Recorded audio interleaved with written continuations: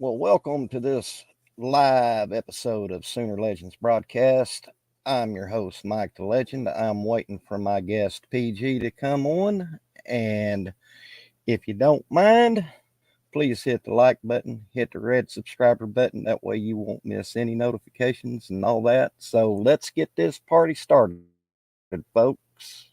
Through 153 games, our record was 125, 24, 4, 2 now.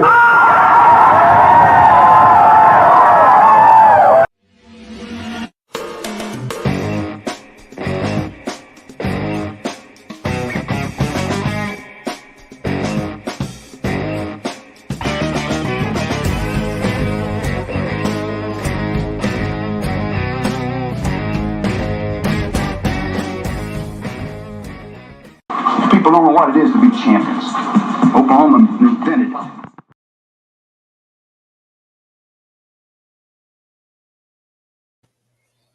Well, thank you for joining me on this live stream of Sooner Legends podcast. Like I said a little bit ago, I've got PG coming on here in just a minute. I hope everybody is safe because we're going to have a rough ride tonight. Tornadoes and all that stuff, and I hope y'all had a very blessed and safe Easter. I know I did. I ate until I popped. So when PG jumps on here, we're going to be discussing our latest commit, Tory Blaylock. We're also going to be discussing who else to be looking for, watching out for in the upcoming months and weeks of recruiting. I'm excited, guys. I don't know about y'all, but there he is. Let's add him to the stage. Well, hello, PG. What's going on? Not much, brother. I was just telling my viewers out there that about Tory Blaylock and some upcoming stuff that I'd like to discuss with you. Hope you had a safe Easter, brother. Oh, yes. Now we just got to get through today. Yes.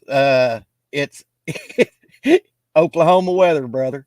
So, PG, last Friday, we got the good news about Tory Blaylock committing to Oklahoma and DeMarco Murray. I, for one, am glad that DeMarco stayed to get running backs like this in the what was your initial thought when the announcement what was made about Tory? Yeah, I mean it was about what was expected. Actually, the ensuing couple of days was probably the best part because Texas fans again acted like they didn't really want Tory Blaylock, even though we had the receipts. And then USC fans tried to come after Oklahoma fans, saying, "Well, we got one of the kids you really wanted, Riley Wormley." And it's like, but if you watched a lot of OU people that cover recruiting, you would have known that Riley Wormley was not a prospect for Oklahoma, that we were really focusing in on Tory Blaylock or I'm trying to think of the other kid down there in Richland Hills, Michael Turner Jr. Yeah. So, no, I mean, this is about what we expected. So I'm more curious to see what happens in 26, right? You know, in 26, right, you've got a little bit of a deeper running back class that you're going to take. You're going to take about 2.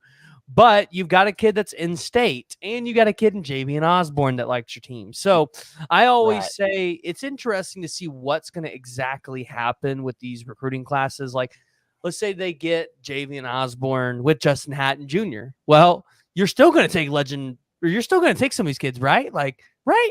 So I'm curious to see, like, is it next year a 2 or 3 year running back class, depending on how it lines out? That's kind of what I'm really curious to see. Yeah. One thing that when the announcement was made, PG, is I went and watched his highlight reel.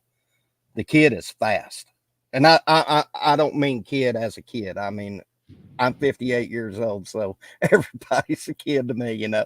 But when he turns on them jets at the next level, he's gone.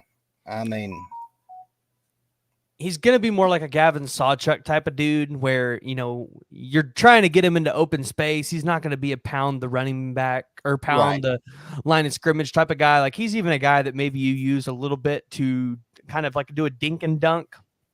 Like what I'll keep saying it. I don't care if people don't like it. What the Cowgirls do, right, with Dak Prescott, and they used to do it Zeke, right? Dink and dunk it. I think you could see some packages like that for Oklahoma as well. So no, Torrey Blaylock's got track speed. I think that's big because you'll be needing to replace that after Gavin Sawchuk has a big year this year and starts to gain some NFL attraction. So yeah, I mean it was a good solid pickup. I think the attention turns now towards offensive line for this offensive class. Like, I think we take maybe one more wide receiver, one or two more, depending on who wants to show up. But I mean, you're really just looking at offensive line. Maybe tight end's interesting. I'm not ready to dive into that yet. It just seems like that's yeah. Well, I was on Twitter today and I seen Derek, Tori's dad, and Tori, Evan Sperry, boy, they're pushing. They're recruiting hard for the Southsea or for Susie or Susie.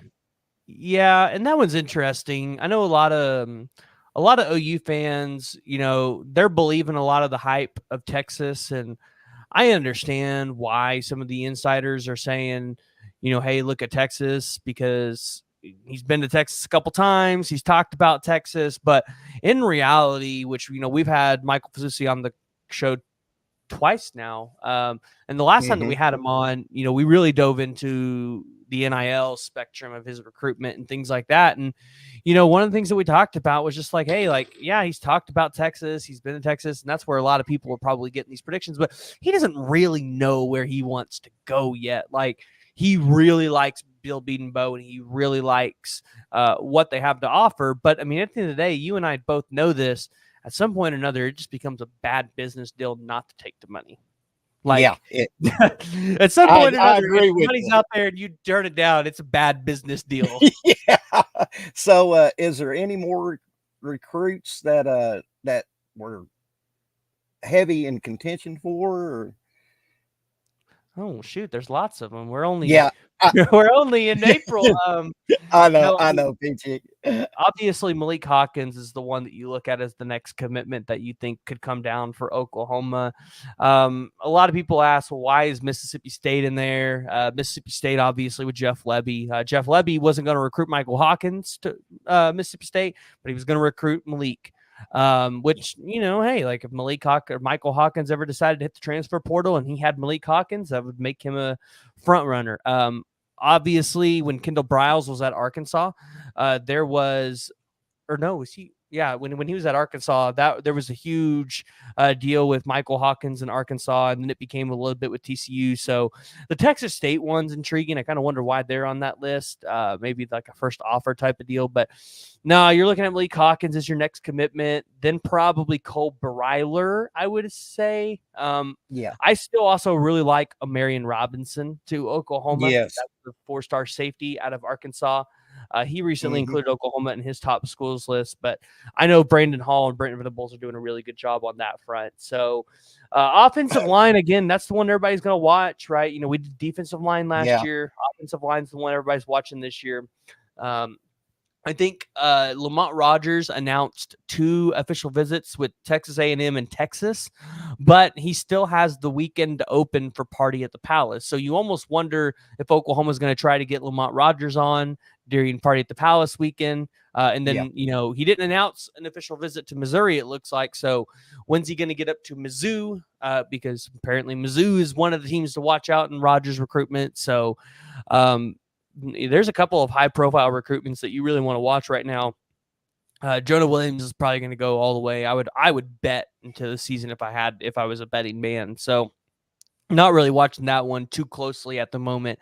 I'm watching a lot of these ones that I think could pop off in June or July, which a lot of them are going to have their official visits wrapped up by that time. So, yeah. So, I kind of seen something today about Fasusi. His commitment ain't coming up until what, in June or July, I think. Yeah, so I think when I was talking to him, it would be late June, but probably safe to say July, but it could be a late June thing. Yeah. And then you mentioned on Jay's Discord last night that, or somebody did, that he might be waiting until the Red River rivalry, but that's a long way down the road. Yeah, I mean, somebody said that. And again, I don't think Texas is as big of the player as people think. Like, yeah, the family Yeah. wants him to go to Texas. He's a Texas, obviously, he's from the state of Texas, so there's going to be a little bit of favoritism there. I think Missouri is probably I would say the school he likes the most next to Oklahoma. Take a guess, and then you've got A&M where he was just at this past weekend. A&M Yeah. definitely, this was a big weekend for A&M. And I don't think a lot of people understand this. It was a big weekend for A&M in terms of this is the first really big recruiting day that you've had with this new staff.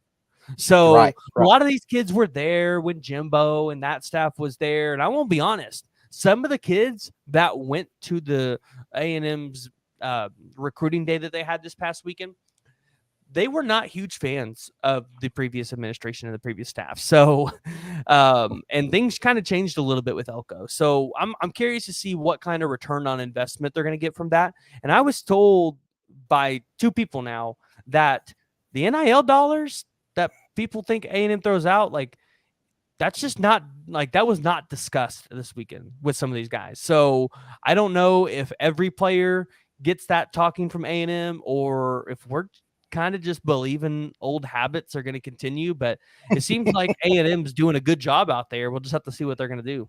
Yeah. I was, Jason's on. Hey, Jason, he's out in the chat from Hall of Fame Media. Me and him was talking here a while back, and I got to go to one game at Kyle Field down at College Station, and that place is a cult. It's crazy. But I digress on that, PG. One thing that I'm looking for is I'm a defensive guy, have been since the Selman brothers. I'll say that right now. But one thing I'm looking for in this next recruiting cycle, as far as 2025 goes, is Big Bill getting some of them big fish on the O line. That's what I'm looking for. Yeah, so you've already got Owen Holland back. You got Ryan Foje, which honestly, Ryan Foje might be a 5-star at the end of this cycle. He's going to continue rising as long as he continues camping and things like that and has a strong senior season. Ryan Foje is one that you got to watch out to be a 5-star, which means if he ends up being 5-star, Oklahoma, they might have to reassure Foje he's going to be taken care of because people will Right. come knocking on that door even though he's committed to Oklahoma. I think your most likely commit on the offensive line is going to be Ty Haywood. Andrew Babalola is one that we really don't talk about a whole lot, but Andrew's, I mean, listen, like OU's in a really solid spot there, but it's not brought up a whole lot. I don't know if it's because the kid's out of Overland Park, Kansas, but yeah. I haven't heard of him. I haven't heard of him until you just mentioned him. Yeah, he's a 5-star offensive tackle. He's the number 3 in that position behind Josh Petty and David Sanders, which Oklahoma has not offered David Sanders in this class. But I mean, that's one. I still think Fasusi is the best left tackle in this class. That's the one that I really want to land. But again, being from Lewisville, Texas, you're going to have all of the suitors coming out. The thing that I think really helps Oklahoma is Fasusi has a really good relationship with Jaden Hardy, and Daniel Akinkumi is pushing really hard to get Michael Fasusi here to Oklahoma. It's actually an undervalued something a lot of people probably don't realize is Daniel Akinkumi's putting in work in that recruitment. So yes, he is. If I had to take a guess today, I definitely think you get Ty Haywood unless Bama pulls out just some incredible stop. I think you get Ty Haywood, and I think you either get Michael Fasusi or Andrew Babalola. I'm still under the impression you get probably 2 5-star offensive linemen in this class, and that's not including Ryan Foje, who could increase to 5-star status at the end of the cycle. Jason, he has a question. How about this news that Zachariah Branch is entering the portal from South Carolina? He is making a joke because I put something in our college football collective group chat earlier. I got with the April Fool's Day joke. I sent it to somebody, and I just brainlessly scrolling through Twitter, and I saw it, and I was like, "Hey guys, you see heard any truth to this?" And Jay was like, "April 1st," and I was like, "Oh shit." Yeah, we keep forgetting this is April Fool's. But PG, I just want to say you among many is the reason I started my podcast, because you are so in depth, especially when it comes to what we're talking about recruiting. I mean, you have some good stuff, brother, and I enjoy your podcast too. Oh, I appreciate it. It's not easy. A lot of people No, sometimes will get on to me because they're like, "Oh, well, I'm just gonna follow the insiders, guys." It ain't easy because let me tell you, I'm not an insider with any big website. I'm doing this solo, so going and trying to track down this information myself is not easy. Um, so it can, yeah, it's a grind. It's a grind. yeah, I'm finding that out because I started my channel just before Christmas, and man, it is a grind, but I'm enjoying it. I mean, I might not be as fluid as you and Jay and some of the other guys, but I'm having fun, and that's why I started this show. That's all that matters. That's the whole reason why I started it. But yeah, you should go watch some of my earlier videos when I first started. It becoming more fluid. It happens when you the more you do it, the better you get.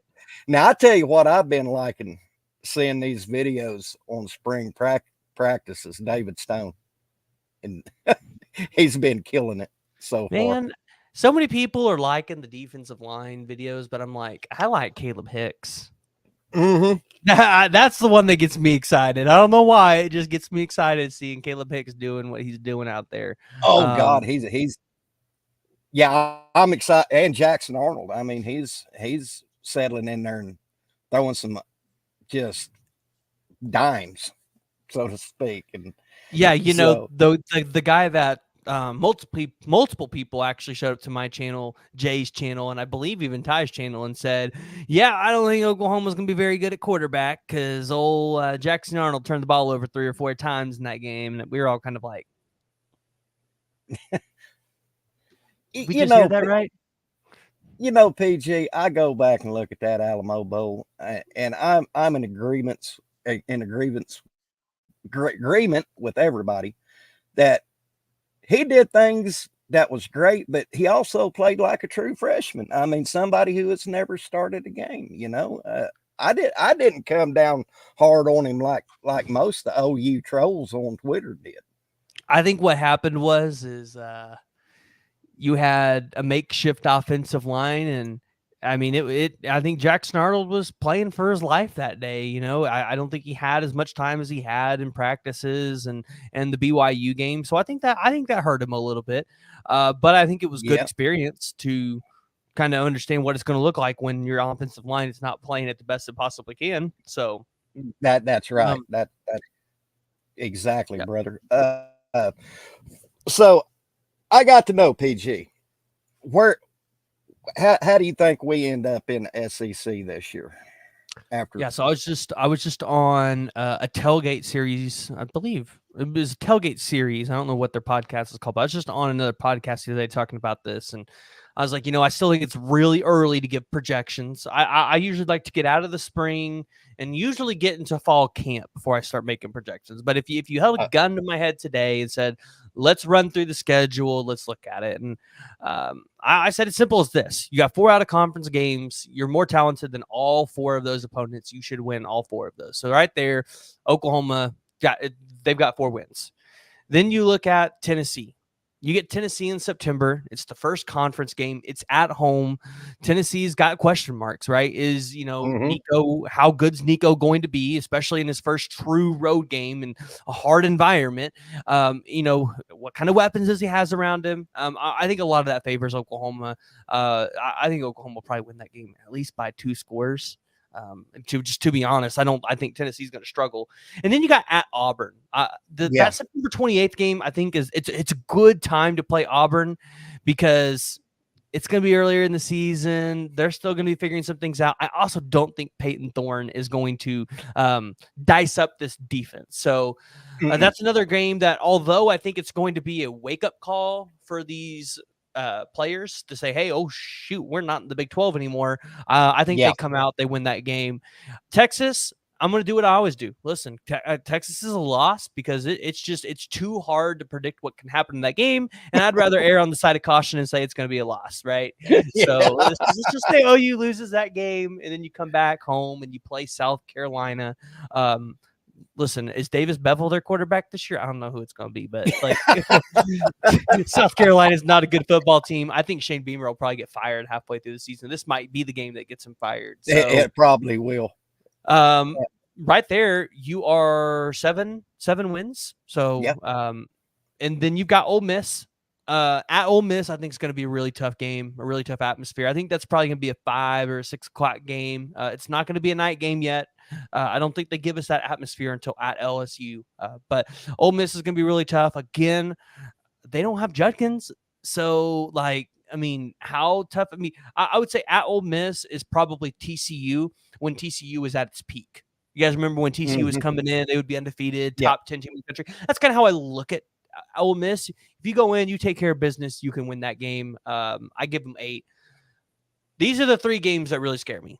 At Missouri, Alabama, and at LSU. And I know Oklahoma fans don't want to hear this, but guys, if Missouri plays like they did last year, I mean, that's going to be a tough game. That is going to be a tough game. I think a lot of it's going to be dependent on how do they play at the beginning of the season to really for us to figure out how good they're going to be. I said it last year, you know, Missouri won all those close games. And the reason why I called 9 or 10 is because I'm like, after they won these close games, it became pretty evident Missouri knew how to win football games later in the season. And so I'm going to take Oklahoma to win that game. But I would not be shocked if Oklahoma themselves walks in there thinking, yeah, we're going to roll over Missouri. And then Missouri ends up, you know, shocking Oklahoma. It would not shock me to see something like that happen. That Missouri game is a typical Oklahoma trap game. I'm just going to be completely honest, where Oklahoma walks in thinking they're the better team on the road right before 2 of your biggest games of the season. I do not like that game. And I have a feeling they're going to make that a night game. The SEC might make that a night game just for pure viewership. So, but no, Alabama, when Nick Saban was here, I was giving Oklahoma a 30% chance to win that. Now that it's Kalen DeBoer, I'm saying Oklahoma's probably got an 80% chance to win that game because it's at home. And I still think there's a lot of uncertainties with Alabama's roster because they lost so much. And we haven't seen Kalen DeBoer coach a game in Alabama yet. So like, that's right. And it's at home. If this was in Tuscaloosa, I might give Alabama the edge, but because it's in Norman, at LSU, I think that one's going to be a loss. And here's my reason why. And again, this is a reason why I want to wait till the fall to really solidify my predictions. I imagine in a world where ESPN says, oh, we got LSU and they only have 2 losses. Maybe by this time, Oklahoma's got 1 loss or they're undefeated. We're putting that game at night in Death Valley. And I'm sorry, like there is no other atmosphere that I would hate to go play in than Death Valley at night. Those fans are going to be rowdy. I don't even know if I want to go to that game. Well, I'm going to be there. So listen, right now, I'm going to assume the worst and assume that is a night game. And so I think it's realistic to say Oklahoma could go anywhere between 9-3 to 10-2 this season. That's what I've been saying. Yeah, but the Missouri game is the one that I really am interested to see just how Missouri progresses this year. Last year, a lot of Missouri's success was centered around guys like Kevin Peoples, all those assistants that have left. So, you know, I know they replaced them, but have they replaced them with because it was not Drink. Like, let's not pretend that Drink was the reason why that team won games. It was not because of Drink. Exactly. He should have been fired, even winning as many games as he wanted, and he did. So it's going to be interesting to see how they do this year. And they got a fairly easy schedule to start off with this year. they definitely should not be playing the close games they played last year. That's right. Yeah. But going back with my history with OU, which is a long time, I don't know, PG. I'm not the Missouri game just don't scare me or worry me. That just because of the history that OU had from the Big 8 and the Big 12 days, and the game that I'm concerned about, the big one, is LSU. And I've been telling Jason, and he says I need to pump the brakes a little bit, but I got a gut feeling about that LSU game. I got Garrett Nussmeier's the truth. Huh? Garrett Nussmeier's the truth at LSU. I think he's going to be a really good quarterback. And I don't think people want to hear that, but I think he's going to be a pretty good quarterback. And I have, just as a neutral fan, I've been to Death Valley at night watching LSU. And them drunk Cajuns get crazy. So if there's anybody on my chat that is going to go to the game, it gets rowdy in that place. Well, and here's the thing. We're all going to be the biggest freaking LSU fans at the beginning of the season. Because you guys know who LSU plays at the beginning of the season? USC. Want to take a guess? USC, baby, in Allegiant Stadium in Las Vegas. So every Oklahoma fan about to be the biggest LSU fan on September 1st. So, but no, I think a lot of it depends on the progression of Garrett Nussmeier. You know, if he comes out there and he just craps the bed this season, then yeah, like maybe that LSU game is not as scary as what we're all making it out to be. Again, I think a lot of it's just going to depend on when do we play, like what time do we play him? How well is Garrett Nussmeier playing? You know, what does that LSU defense look like? So, I mean, remember LSU, they play pretty good defense out there. So yeah, they do. But Garrett Nussmeier was a 4-star quarterback, the number 152nd ranked prospect coming out of high school. And let me tell you, he's got a good arm and he has the ability to make those throws, deep throws, but also has flashes to be able to use his feet. So I really like Garrett Nussmeier to potentially take that next step this season and even work his way into the NFL draft. I put out a video this past weekend about the defensive line that's coming into this year, and I'm kind of wondering who's going to step out of the older upperclassmen, who's going to step into the leadership role of that group. You know, for the defensive line. Yeah, for the D line. Probably Deshaun Terry. That's probably who you're going to see take the big step. How do you look for? Do you think Ethan Downs finally gets his year and has a good year, or is he going to be the same as he was last year? He didn't have a good year. He didn't have a good year last year. Well, no. I'm saying okay, let me rephrase it. I'm not saying he had a bad year. Does he improve on his good year last year? Yeah, I mean, I think Ethan Downs improves. And I say that, and I said what I said about Ethan Downs not having a good year last year because I don't know what's up with OU fans wanting to trash this kid, but OU fans for some reason don't like him. I just want people to realize this. In 2022, he had 38 total tackles and 18 solo tackles with 4.5 sacks. In 2023, he had 9 less total tackles, only 4 less solos. So he had 29 total tackles and 14 solos, but he had 4.5 sacks. So he repeated the same sacks he had last year. And correct me if I'm wrong, I believe he was one of the sack leaders on this team last year. Yes. Ethan Downs is a leader in that locker room. He's a well-liked player in that locker room. And Ethan Downs is probably one of your most consistent players. Yeah, he led the team in sacks last year. So, I mean, I don't want to hear Oklahoma fans get down on Ethan Downs and act like he's just some trash player. Ethan Downs is a very good player. He is what I think of when I think of an Oklahoma football player. Like that, like this is what I think of is Ethan Downs. Yeah, no, I think he's going to have a really good year this year. Probably a similar year. He'll probably have somewhere close to 5 sacks again. And everybody, lest we forget, in that Kansas game, he had that interception that set us up to win that game. Ethan did. And Yeah. I'm of the minority. I'm an Ethan Downs fan. I mean, I didn't want you to think that I was like most of the Debbie Downers on, because I love Downs. And another player I'm going to be looking at this year, if he can, that dang injury bug can keep from plaguing him, is R. Mason Thomas. Because if you remember, he hurt. Yeah, Go ahead. the edge position's interesting this year because you really expect PJ Adebayor to take a step up, and you imagine if he steps up this year. Last year he got 1.5 sacks, and he wasn't out on the field a whole lot. So No, I think you see him, Trace Ford. I think they all take steps forward. I think PJ Adebayor could be another 5 to 6 sack kind of dude. I think yeah. Trace Ford will probably get him 2 or 3 sacks. Our Mason Thomas is the big question mark. You know, does he come in and actually like be the guy we thought he could be?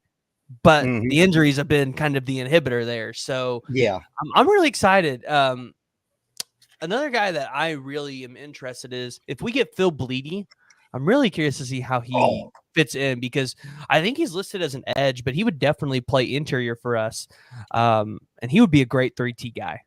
And that's another name that flew right past me until Jay did a video about it. And then I went, this dude, he's a stud. I mean, And Stephen G mentions it right here. Totally forgot about Caden Willard. Caden Willard. Yeah. Yeah, that dude, I forgot about him, but forgot he's in that room. Yeah, no, I'm not worried about the edge. I'm not worried about the edge.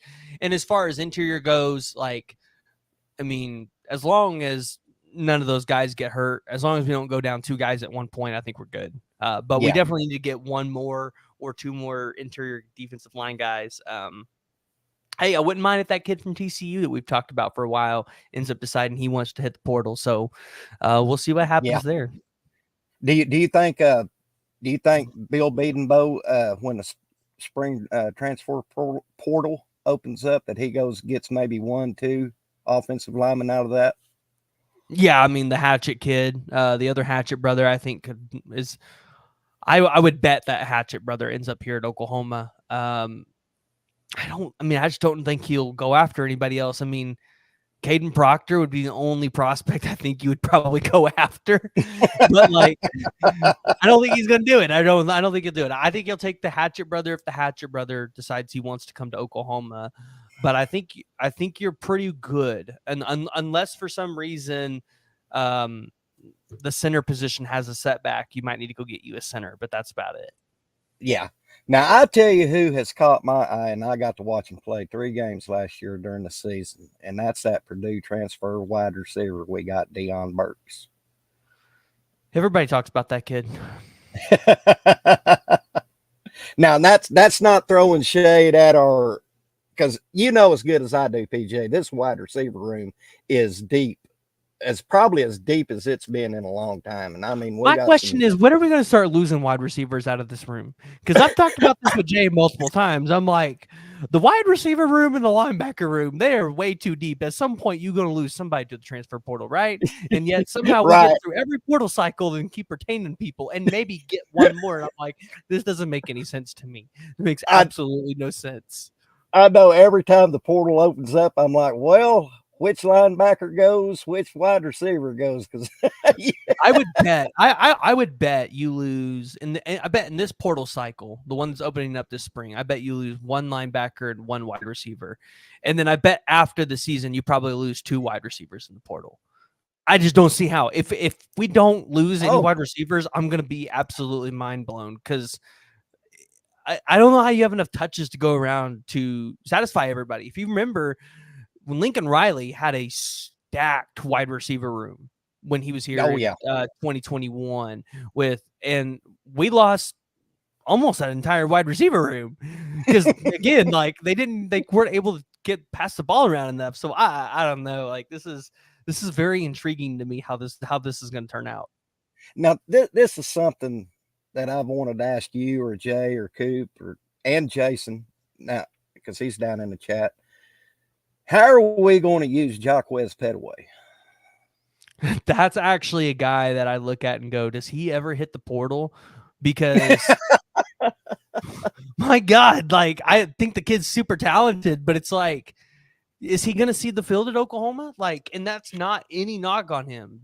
The room is so tall and so talented.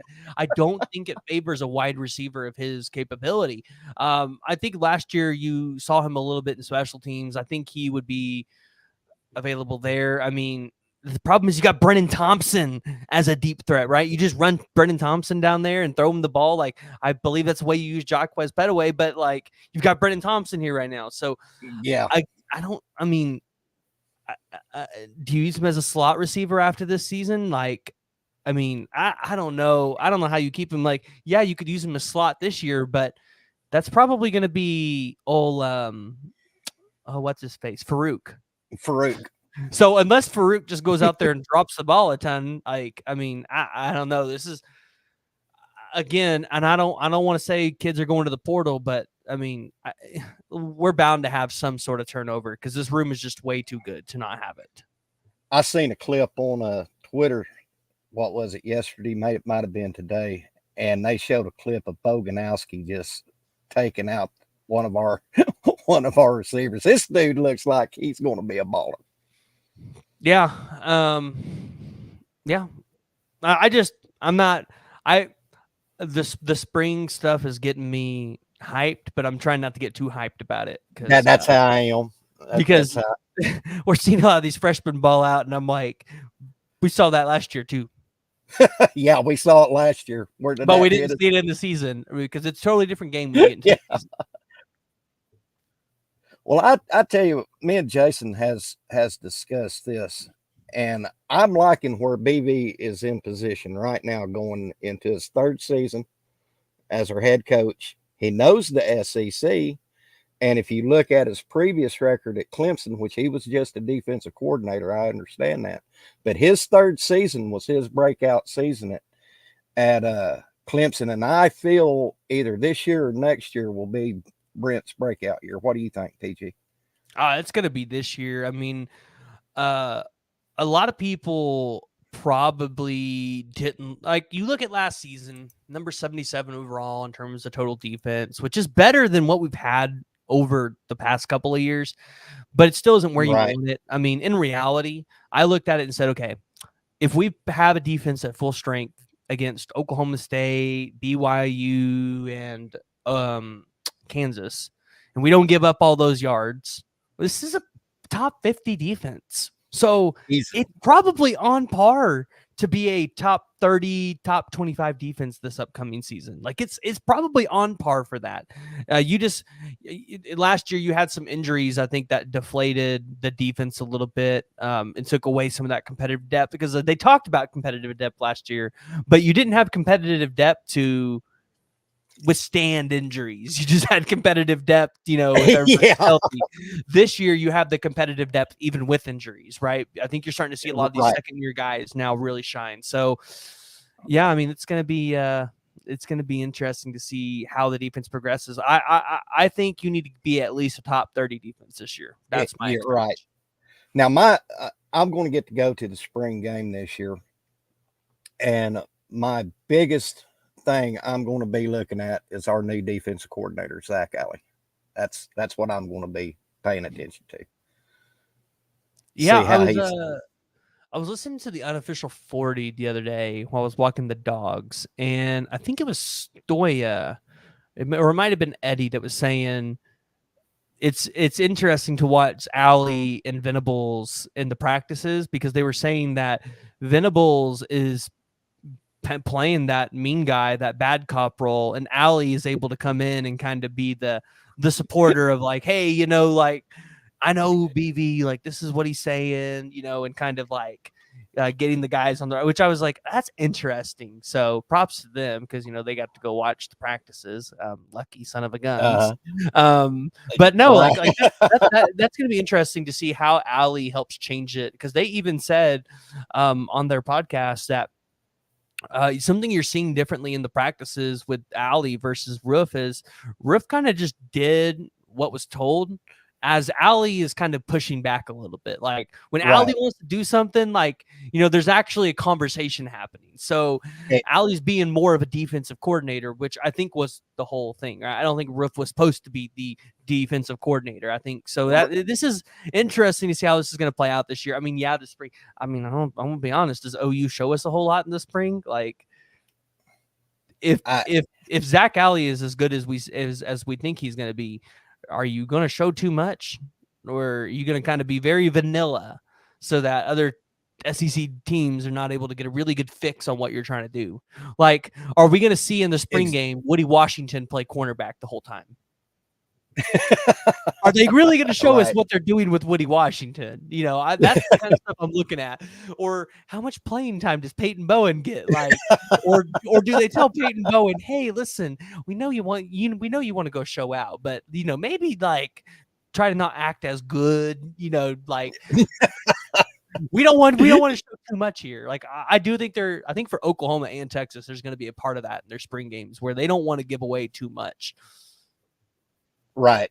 I mean, you don't want to come out with the whole playbook in the spring game, Well, because I mean, like if you're in the Big 12, right? Like you've obviously been playing these Big 12 teams for a while. They pretty much know what to expect. So, like, even if you show something in your spring game, like, the Big 12 teams probably have seen it at some point. It's not new to them. This is all going to be new to the SEC. So I'm really curious to see how vanilla do they keep it and how much do they really show us, because that's going to be interesting. Yeah, it is. I'm wondering just now I heard his interview. He's been playing will linebacker. Is that pretty much lock, stock, and barrel for Deshaun McCullough, or is he still getting moved around? I want to see him shine this year because I was real high on him when we got him in the portal. Yeah, I think he plays some linebacker. I don't think he's gonna play too much cheetah this year, especially if Harrington is like fully healthy. Your cheetahs is Kendall Dolby and Justin Harrington, and probably Woody Washington will play a little bit of cheetah. So I think Deshaun McCullough fits linebacker a lot better. Yeah, and I hope Jaron Canick has a better year than he did last year, kind of. So again, like, I don't know if Jaron Canick is a guy that enters the portal. He loves BV. I don't know if Jaron Canick is a guy that hits the portal, but like guys that I'm watching to see how they have fantastic years or if they get a whole lot of playing time is like a Kobe McKenzie. Like that's a guy we've all been really hyped for, but we haven't seen a whole lot of him in playing time. So it's like, right. How much longer are we keeping this guy if he doesn't get a chance to play? Yeah. And that's what caught me off guard is in Stutz's interview, his first interview during spring practice last week. Last year he was Jaron Canick this, Jaron Canick that, and then in his interview it was all Kip Lewis. So that caught me by surprise, PG. Well, I think Jaron Canick just has to rely too much on Danny Stutzman to play well, which is why when Danny Stutzman went down, Jaron Canick started struggling. But like, I mean, here's the deal. Like with these linebackers, you don't even have to like make them a starter to make them happy. But like, if you're splitting time up 60-40, that's a lot. I mean, like, let's say you're splitting, like, let's say a linebacker is splitting time with Danny Stutzman and Danny's getting 60% of the snaps and you're getting 40. You're pretty happy about that because if you're right behind Danny Stutzman, you're probably the leader to take that job next year. So you're probably happy with the 40% of the snaps. The problem is you've got Jaron Canick that's going to be vying for, like, let's say your starting linebackers are McCullough. Let's say McCullough, Danny Stutzman, Kip Lewis, and you and let's say you run 3 safeties because that's a real thing. That's going to happen at some point. It might not be your look all the time, but let's just say you're running 3 safeties. So you've got Peyton Bowen, Woody Washington, and let's say Robert Spears Jennings, right? Or no, Billy Bowman. Sorry, Billy Bowman. You got to put Billy Bowman in there. It's not Spears Jennings time yet. Obviously, Woody Washington would probably pull up a little bit into that cheetah role when you're wanting to run the 3 safety look. but you probably still run your 3 linebackers at that point. Yeah. Backups to those guys, you're Jaron Canick, Samuel Masigo, Lewis Carter, Phil Picciotti, and Kobe McKenzie. Yeah. One of those guys ain't going to get that many snaps. And there are going to No. be times where we don't run 3 safeties and we're running 2 linebackers and a cheetah. And some of those guys might not get very much play time that game at all. So it's going to be very interesting to see how these linebackers get play. Yeah, Steve G wants to know if we run a 3-4 defense or a 4-3 during the spring game. Again, how much do they really want to show? Do they want to show Right. how good some of these defensive linemen look? Yeah. Or do you kind of or do you kind of roll out the same thing you've been rolling out, right? And just not give your opponents a whole lot to go off of? I think this really depends. I think this really depends on what this staff wants to do and what they want to show. Yeah. I'm anxious this next season just to see a full season with Seth Luttrell and Joe John Finley as your OCs. Yeah, I mean, here's the deal. If I'm a head coach for the Oklahoma Sooners this year, and I have this super talented team like we always say we do, and let's say, I don't know, Zion Kearney. Let's use him for an example. Freshman wide receiver coming in. Let's say this dude is beating everybody. I mean, absolutely. Let's just say he's an absolute star at the wide receiver position. I'm a head coach. I might only give him 5 snaps and then sit his ass and say, "Listen, I know this. I know this isn't what you want, but I don't want a whole lot of people seeing you going out there and star-studding yourself right now in the spring. So you're gonna get 5 plays, and we're gonna pull you and let you sit." Like, if I'm the head coach, I'm doing something like that. I'm not giving it away. So, especially with Seth Luttrell running the offense, like he might.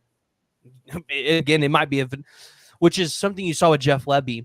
It might be a very vanilla offense, even during the out-of-conference games, because if you notice when Jeff Lebby came in 2022 and 2023, it wasn't as much in 2023, but in 2022, the offense during the out-of-conference games was just stupid bad. I mean, it was so vanilla. Like it was hard to watch it sometimes. I think you'll see something very similar this year, right? If you don't need to get creative, don't get creative. You want to save that creativity. You want the first time an SEC opponent to see that creativity against them. You don't want them to see it on film. You want them to see it the first time against themselves. I'm in agreement with Jason here. Run the ball and use the H-backs, man, because we got Xavier Robinson. I got to watch him during the Dell City game, the final last year. This kid is good. So, call me crazy. Let's say Jaron Canick is the last on the depth chart in terms of linebackers, just not getting it. Do you move Jaron Canick to a Jeremiah Hall role on the offense? Because he's athletic and talented enough to do it. You know, I've said that before because he's got the size of an H-back, Canick. I would be all for that. I would definitely be all for that. Yeah, I think call me crazy. I mean, it could happen. I think it wouldn't be bad. Wouldn't be a bad idea. Stranger things has happened at this university. Yeah. Yeah. Like I said, PG, I'm very excited about this season, coming in. And like I said, I agree. Jason made a comment earlier that we're going to be probably real base at the spring game. I think we will. I just don't think you're going to see a lot. You're just going to see little kind of, what do they call them? Little nuances of what people don't. I'm going to be honest. The OU fans that are shown to the spring games, they don't care how creative you get. They just want to see a little bit of football. I wish y'all could have been around when it was the alumni and the varsity going at it during the sprint. Yeah, that was something to behold. You can just play flag football. Like, I mean, these if you play flag football, these people would be okay with it. Like, I I know, I know. I got another question to ask you, PG. As far as us going into the SEC, do you think we need to step up our tailgating and pregame festivities? we do, and I think it's going to happen. So remember last year, and this is big. This is important to remember. Lindsay Street just opened up again last year. That's right. That's right. I So forgot I about think that. I think it's going to take. I think it took. You started to see it get better towards the end of the season, and so I think it gets better this season because people are going to remember it now. People will probably go up there during the off season and scope it out and really try to figure out where they want to set up and things like that. The big thing is you got to get rid of the corporate tailgating across the street from the stadium. Right. That It's not is rowdy enough exact. right there. That's where Uh-uh. all the tailgating needs to be. So, no, I think it gets better. I think it's just, I think a lot of people just had it ingrained in their minds you couldn't tailgate on Lindsay Street, and you start to see it get better towards the end. I think it'll get better this season, and then I Mm, think by next season, that's when I think you should expect tailgating to be in full force for Oklahoma. yeah. Like these Oklahoma fans need to go to SEC I schools would love. this season and see, oh shit, this is how Auburn tailgates. Oh, this is what they do at Ole Miss. I think you're gonna start. I think you're gonna see a little bit of that. I think it'll get better as OU fans are traveling and seeing the SEC and seeing what's going on. And but I expect it to be a lot better of a scene. And I think it helped that OU insider even set up a tailgate right on Lindsay Street, which I mean, Jay and I have thought about doing something like that. The problem is logistics. It's hard if you don't have somebody there you trust to grab up all your equipment and take it and put it back. Cause like I've got season tickets, so I'm going into the game when it starts. I ain't staying out the tailgate. So there's just little things like that. But stuff like that helps, right? When you have big brands like OU Insiders setting up a tailgate, like honestly, OU Insiders should have one again this year, and then you should have Sooner Scoop also having one. And I mean that though just those two alone are going to bring a lot of people, and those are really big tents. So yeah, it'll get better. Shoddy has a question here, PG. Is running back room the strength of the offense? I want to see what they before I say running back room is the strength of the offense. I want to see them get healthy through the fall. I think they have the Yeah. potential. Call me crazy, guys, and I know people are going to think this is a hot take. I think that offensive line might be the strength of the offense this year. And it sounds absolutely insane to say that after what we lost. But this offensive line looks really good. They do. Really good. And it's like I stated in my last video, everybody that first spring practice when it opened up, that the doom and gloomers, our O line's going to suck this year, blah blah blah. After one spring practice, and I hear you say it, I hear Ty say it, Jason say it. Iron sharpens iron, and they are going to get better, and they are going to gel as practices and the season moves along. You want to know why I think they're going to be the strong point of this offense this year? Because they have no expectations. No, that's exactly right. There's no expectations for this offensive line to be good. Like, you fans are hating on them. So, in reality, I think people are going to be super surprised with what they roll out there against the SEC teams. So, just it's funny because they're like, oh, well, these offensive linemen are getting beat by true freshmen in these practices. And it's like, is the true freshman that good or is the offensive line that bad? I think it's probably somewhere in the middle. Like the freshman might just be that good, not talented. So, no, I mean, the wide receiver room is really good. It's hard for me to tell you it's the strength of the offense when I don't know what the rotation is going to 100% look like. Like, does Andrell Anthony come back? Is he going to be a starter this year? Obviously, we know Deion Burks is going to be a starter. Is Farouk starting? Nick Anderson's going to be starting. is how much playing time Jaden Gibson. I think for me, it's hard for me to say the wide receiver room is a strength when I don't know what your starters are going to be yet. Again, and when it comes to running backs, I would love to say the running back room is the strength. I said that last year, and then they got hurt, and it was no longer your strength. Well, here's my dream scenario going from 2025 to 2026. Taylor Tatum, Torrey Blaylock in the back, two running back set. That's my dream. Everybody's got a lot of hopes for Taylor Tatum because he's a 5-star, but like, do they let Taylor Tatum focus on baseball this year and kind of keep him as like a reserve running back for when there's injuries?